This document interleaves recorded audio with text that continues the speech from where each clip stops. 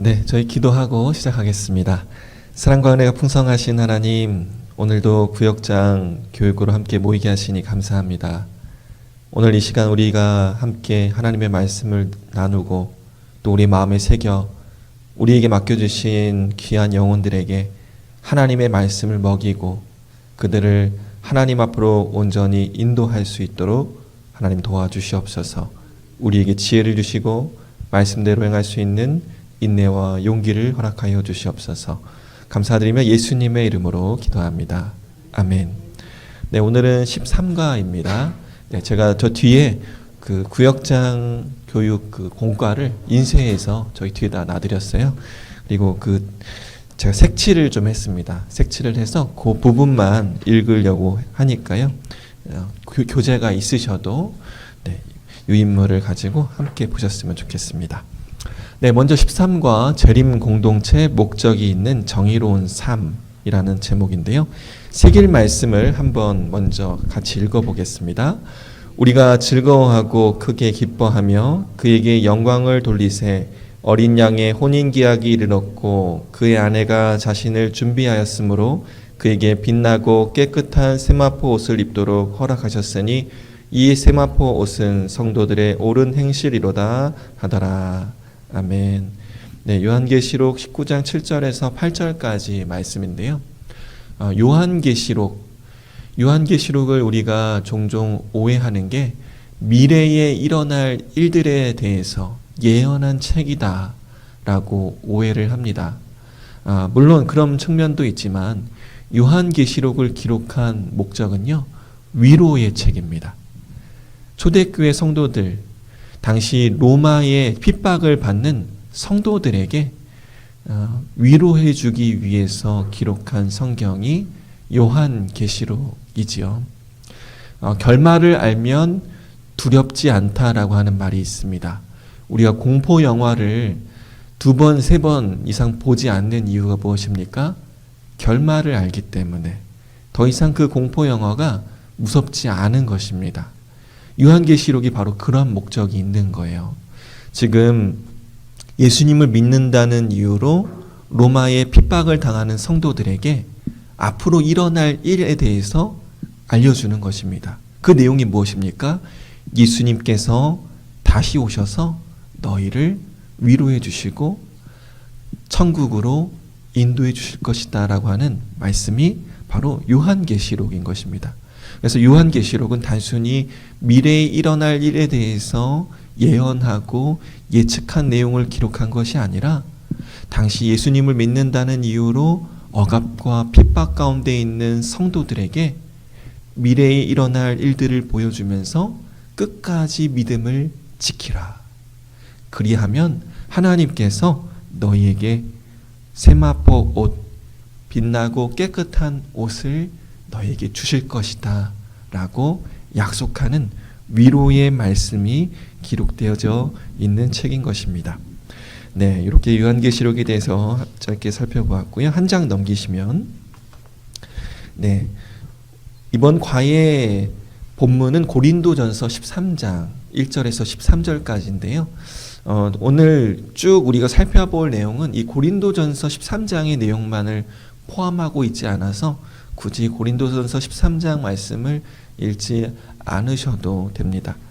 네, 내용을 한번 쭉 살펴보도록 하겠습니다.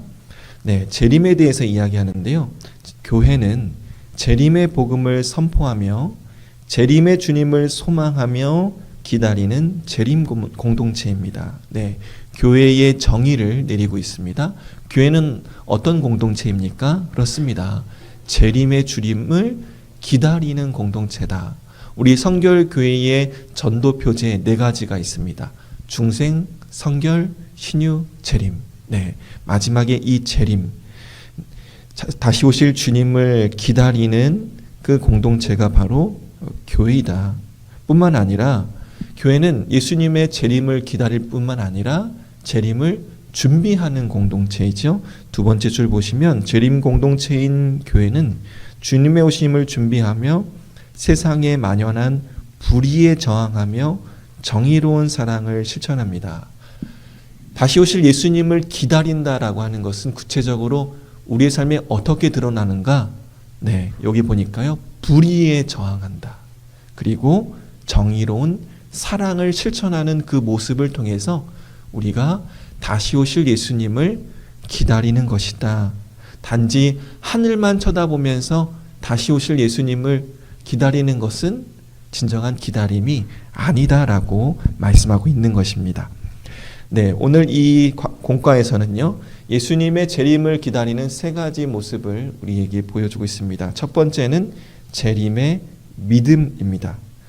우리는 다시 오실 예수님을 믿으면서 살아가야 된다는 것이죠. 첫 번째 줄 보시면 주님의 재림을 기다리며 살아가는 성도들은 하나님이 최종 판단자이심을 믿습니다. 네, 재림의 믿음은 무엇입니까?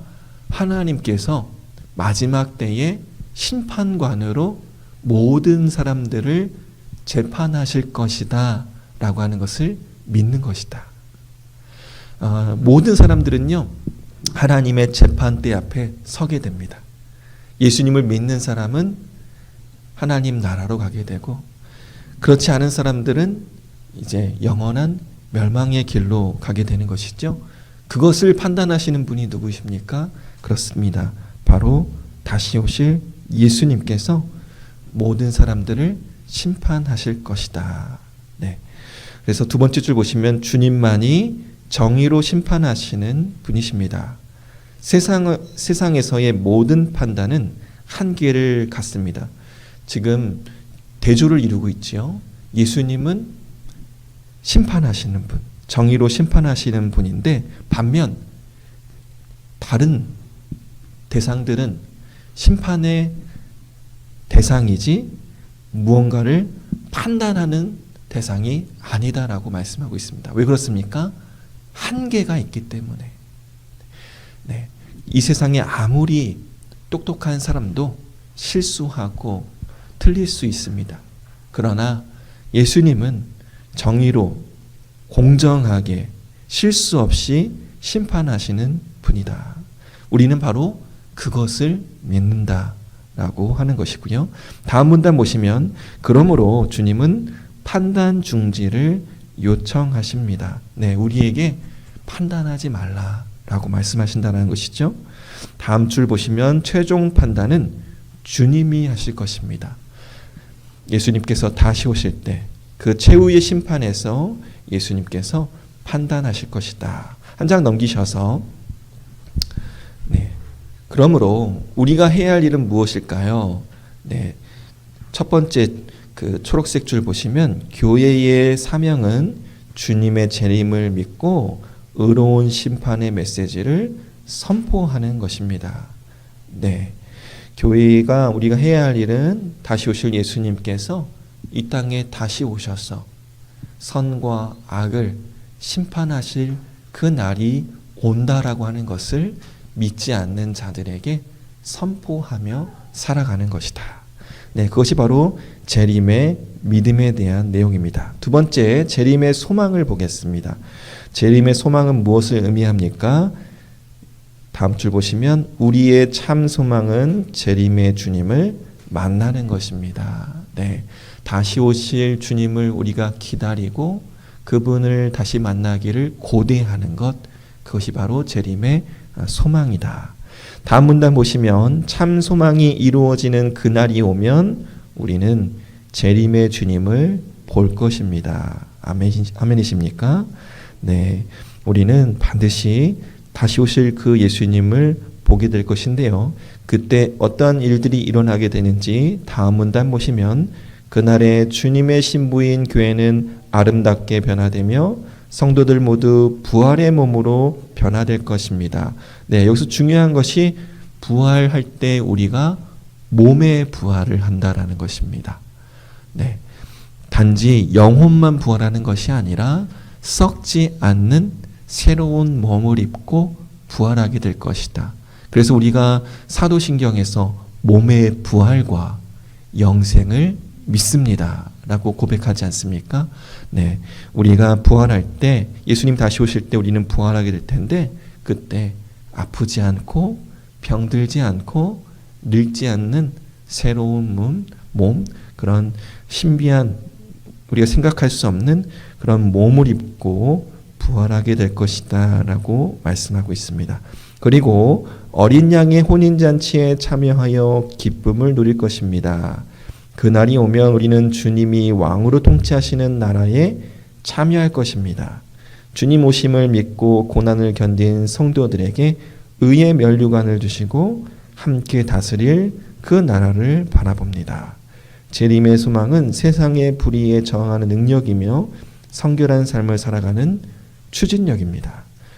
만약 우리의 삶이 여기서 마친다면, 이후에 부활이 없다면 우리는 마음껏 살아도 됩니다. 그렇죠? 앞으로 심판이 없다고 하면은 그냥 죄 짓고 마음대로 살아도 되는 것입니다. 그러나 성경은 우리에게 분명하게 그 이후에 심판이 있을 것이고 하나님의 말씀을 따라 살아가는 성도들에게 주는 상급이 있음을 우리에게 분명하게 말씀하고 있습니다. 그렇기에 세상의 불의에 우리는 타협할 수 없는 것입니다. 우리가 성결하게 살아가야 하는 그 원동력은 바로 이 재림의 소망에서 나옴을 기억하며 저와 여러분이 다시 만날 그 예수님을 바라보며 하나님 앞에 서는 그날까지 성결하고 거룩하게 살아갈 수 있기를 간절히 소망합니다. 마지막으로 재림의 사랑입니다. 재림의 사랑은 무엇을 의미할까? 다음 줄 보시면 하나님은 사랑이십니다. 그 하나님의 사랑을 이렇게 저자는 표현합니다. 죄인을 용서하고 품으시는 사랑, 자신의 생명을 아끼지 않는 사랑. 이토록 놀랍고 무조건적인 사랑을 주시는 하나님은 의로운 분이십니다. 이게 참 중요한데요. 하나님은 사랑이시며 또한 공의롭고 정의로우신 분이시다. 그러므로 하나님의 사랑은 공의와 함께 일합니다. 그 사랑은 정의로운 사랑입니다. 사랑이 없는 정의는 사랑이 아니다. 온전한 사랑이 아니다라고 말씀하고 있는 것입니다. 다음 줄 보시면 성경이 우리에게 가르치는 사랑은 정의로운 사랑입니다. 정의로운 사랑은 진리를 기뻐하고 불의를 기뻐하지 않습니다. 오래 참고 온유한 사랑은 시기, 자랑, 교만하지 않습니다. 무례하거나 자기 유익을 구하거나 악한 것을 생각하지 않는 사랑입니다. 교회는 의로운 하나님의 사랑 안에서 올바르게 사랑하는 공동체입니다. 그래서 어떻게 살아가야 됩니까? 주님을 사랑하는 자들은 주님을 기다리는 종말 의식으로 살아갑니다. 깨어서 회개하며 흠없는 신부로 주님을 맞이할 것입니다. 주님 오심이 가까울수록 더욱 사랑하며 이 땅에서 하나님의 정의를 세워갑니다. 그래서 우리가 재림을 가지고 재림의 믿음을 가지고 살아간다라고 하는 것은 이 땅에 불의와 타협하지 않고 이 땅에 정의를 행하며 살아가는 것이다 라고 정의해 볼 수 있겠습니다. 여기까지 우리가 재림에 대해서 생각해 보았습니다. 혹시 질문 있으실까요? 성경에서 공의와 정의는 같은 의미로 사용하고 있습니다. 특별히 이 공의와 정의가 함께 사용되는 본문들이 종종 나오는데요. 가난한 자, 고아와 과부와 나그네를 돌보라 라고 할 때 공의와 정의를 행하라 라고 하는 표현이 같이 나오고 있습니다.